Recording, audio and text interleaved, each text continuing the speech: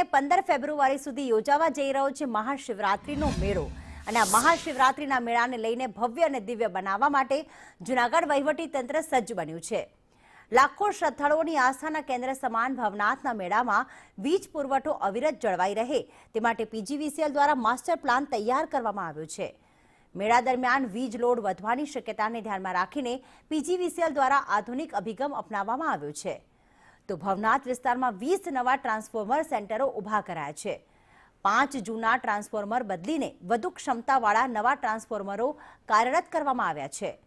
તો ગિરનાર સુધી અવિરત વીજળી મળી રહે તે માટે અંડરગ્રાઉન્ડ કેબલિંગ અને લાઇનોનું મેન્ટેનન્સ પૂર્ણ કરવામાં આવ્યું છે।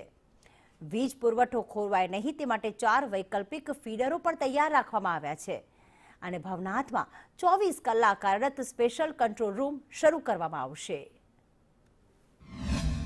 મેળા દરમિયાન તારીખ 11 થી 15 દરમિયાન અવિરત વીજ પુરવઠો જળવાઈ રહે તે માટે અમોએ વિવિધ પ્રકારની તૈયારીઓ કરેલી છે, જે અંતર્ગત ભવનાથ વિસ્તારની અંદર અંબાજી ફીડર આવતું હોય છે, જે પાવર સપ્લાય ફીડ કરે છે, તેમનું તમામ પ્રકારનું મેન્ટેનન્સ કામગીરી અમે પૂર્ણ કરી લીધેલી છે।